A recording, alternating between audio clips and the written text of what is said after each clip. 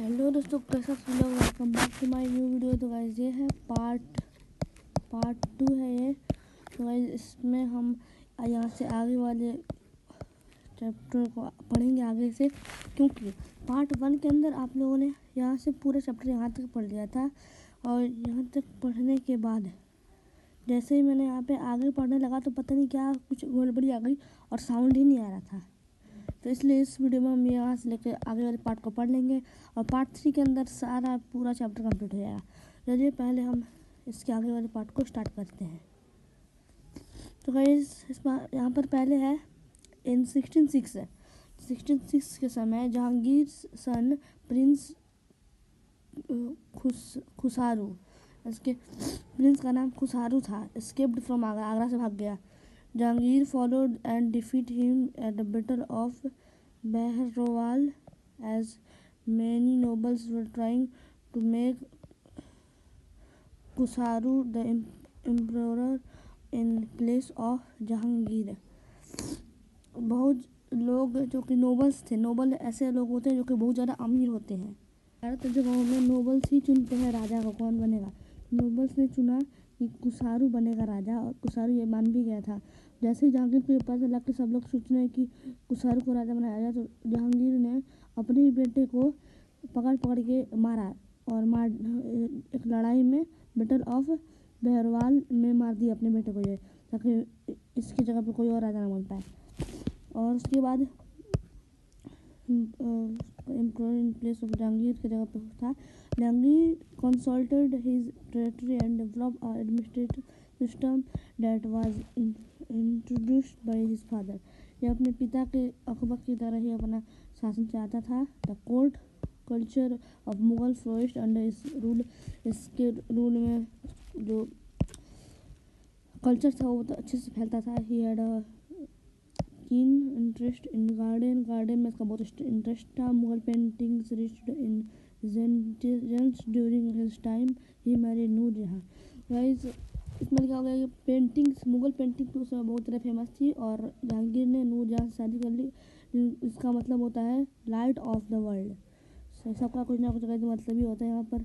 जहांगीर का मतलब होता है होल्डर ऑफ द वर्ल्ड। नूर उद्दीन का मतलब होता है लाइट ऑफ द फेथ। ऐसा बहुत सारा है, ये पढ़ते हैं। इस सब आप याद रखना हो सकता है कि ऑब्जेक्टिव में नहीं तो एग्जाम में आ सकता है। Jahangir started a war with Rajput.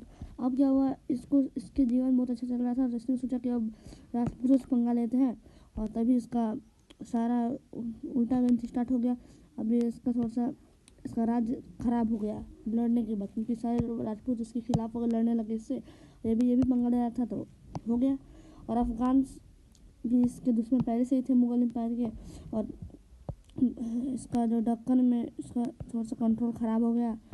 और उसके बाद क्या हुआ, जहांगीर मर गया। उसके मरने का कारण था बहुत ज़्यादा मात्रा में शराब पीने का। बहुत ज़्यादा मात्रा में शराब पीते पीते मर गया। और शाहजहाँ उसके बाद उनका बेटा शाहजहाँ थोड़ा मतलब राजा बनता है। तो मतलब राजपूत से पंगा लेने के बाद अभी थोड़ा सा नीचे चल जाता है मुगल एम्पायर। फिर उसके बाद जहांगीर की डेथ हो जाती है बहुत ज़्यादा दारू पीने की वजह से। तो यह तो हो गया। अब पढ़ते हैं do you know. Jahangir was able conquered the fort of Kangar where even Akbar had not succeeded। अब यहाँ पे थोड़ी सी बेइज्जती कर दी गई है, तो यहाँ पे थोड़ी तारीफ तो होना चाहिए, इसलिए यहाँ पर थोड़ा सा इसकी तारीफ के लिए लिखा गया है कि ये जहांगीर अकबर जो कि इसका पिता था वो नहीं जीत पाया था इस जगह को, कानगर को, वो जहांगीर जीत गया था। तो तारीफ होनी चाहिए ना, इसलिए कर दिया गया यहाँ पर। अब डू यू नो देख लेते हैं। Jahangir was famous for his justice.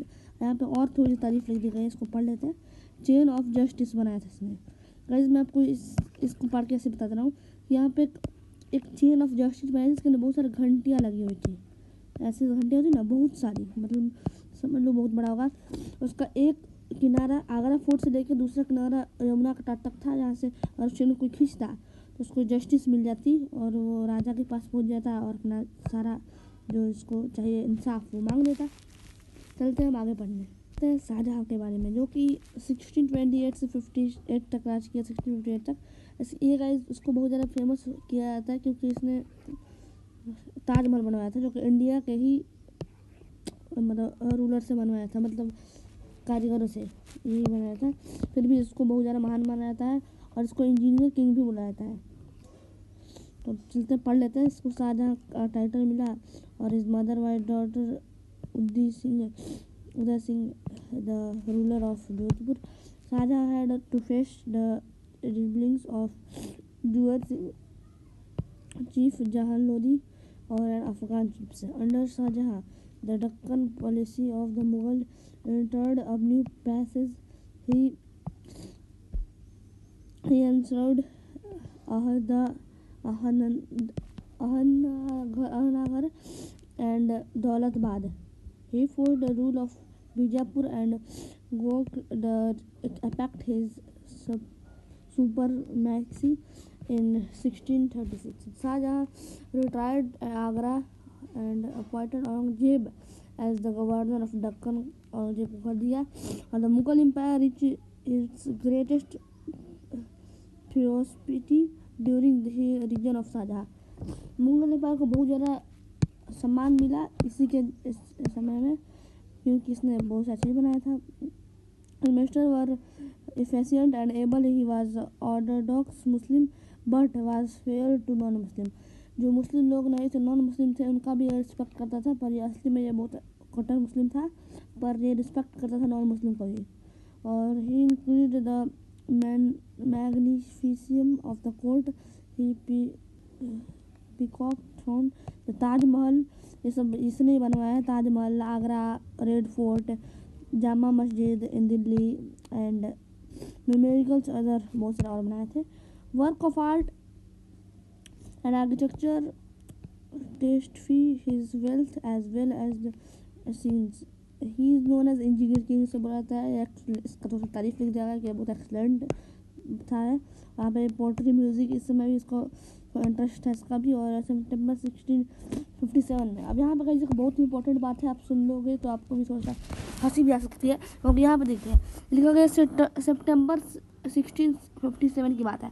Shahjahan को बहुत तेज बुखार लग गया। अब देखो इसको बुखार लगा, इसका बेटा औरंगजेब, अब ये औरंगजेब खुशी में हो गया कि कब ये टपकेंगे और मुझे राजगद्दी मिलेगी। सोचो, मतलब ऐसा उसके पिता मतलब बीमार है और ये औरंगजेब सोच रहा है कि कब इनकी डेथ होगी।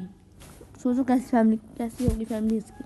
और फिर क्या हुआ कि वो ठीक हो गए थे। शाहजहाँ तो क्या ये थे ना औरंगजेब, इन्होंने अभी तो देखिए, अभी तो मेन बात अभी बाकी है। औरंगजेब ने अपने पिता को जेल में कैद कर दिया और 8 साल लगभग कैद में रखते इनको बीमारी से इनकी मौत हो गई। मतलब अपने पिता को जेल में डाल दिया। सोचो कैसा ये बेटा था औरंगजेब। और हु डाइड इन कैपेसिटी, मतलब पिंजड़े में, मतलब ना कैद में इनकी मृत्यु हो गई शाहजहाँ की 1666 में। सोचिए जो अपने पिता का भी नहीं रहा। सोचिए, इसलिए इनको, इस औरंगजेब को मुगल एम्पायर का सबसे बुरा राजा भी कहा जाता है, क्योंकि ये अपने ही पिता का नहीं रहा, तो और दूसरों को क्या रहेगा। अब आगे बढ़ते हैं औरंगजेब के बारे में, जो कि 1658 से 77 तक राज किया था। और after capturing Agra, Aurangzeb crowned himself as emperor. अब अपने आप को बहुत राजा समझ लिया था ये औरंगजेब। और गाइस आपने छावा मूवी देखी होगी, इसमें छत्रपति संभाजी महाराज को कितना टॉर्चर किया था ये, ताकि इस्लाम कबूल करने के लिए, पर उन्होंने नहीं किया था, उनको ये मार दिया टॉर्चर करके। इसलिए बहुत सबसे ज़्यादा क्रूर माना जाता है ये राजा। और ये अपने आप को आलमगीर टाइटल दे दिया, इसलिए इसको औरंगजेब आलमगीर कहा जाता है। ही अप्लाइड द इनलैंड ड्यूटी।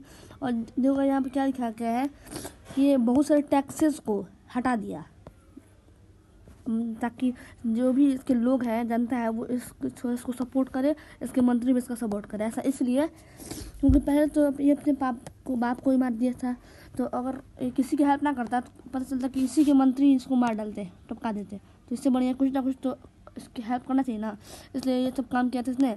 और ये बाद मुस्लिम था और ये दूसरे रिलीजन को देखना भी नहीं चाहता था।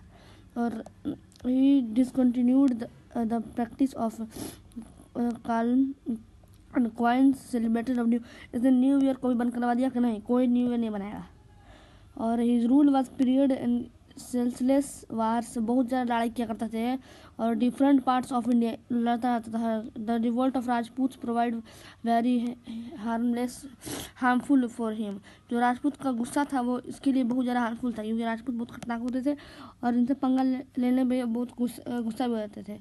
और आपने महाराणा प्रताप के बारे में सुना ही होगा, वो भी राजपूत ही थे, वो अकबर से लड़ते थे और हल्दी घाटी का जो दोनों ही जीता था महाराणा प्रताप ने ही। और इसके बाद the Marathas become more powerful in under Chhatrapati Shivaji Maharaj. यहाँ पे शिवाजी बस लिखा हुआ है पर असली नाम होती है छत्रपति शिवाजी महाराज। और ये मराठा बहुत ज़्यादा पावरफुल हो गए थे छत्रपति शिवाजी महाराज के प्रेजेंस में। और औरंगजेब था वो भेजा था शिस्ता खान को इनके पास लड़ने के लिए शिवाजी महाराज के पास। इसने सोचा कि शिवाजी महाराज को मार देगा शिस्ता खान, पर शिवाजी महाराज ने लड़के शिस्ता खान को ही मार दिया। उसके बाद अभी इसने सोचा कि अब तो लड़ाई से काम होगा ही नहीं, क्योंकि ये बहुत खतरनाक है शिवाजी। तो इसने थोड़ा सा अपने कूटनीति लगाई। इसने शिवाजी को आगरा बुलाया, इनवाइट किया बात करने के लिए कि हम अच्छे से बात करके सारा समाधान निकाल लेंगे। फिर इसने क्या किया कि शिवाजी महाराज को बंदी बना लिया, कैद कर लिया। पर शिवाजी महाराज अपने चालाकी से बाहर प्रेजेंस से स्किप कर गए थे, बाहर निकल गए थे।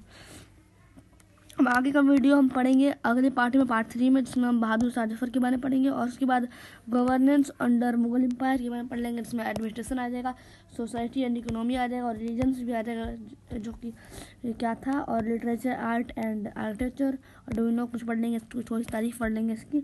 उसके बाद कैसे मुगल एम्पायर खत्म हुआ, ये सब पार्ट 3 पढ़ लेंगे। अगर आपको जो पार्ट से लगा हो तो इस वीडियो को लाइक और चैनल सब्सक्राइब जरूर करिए।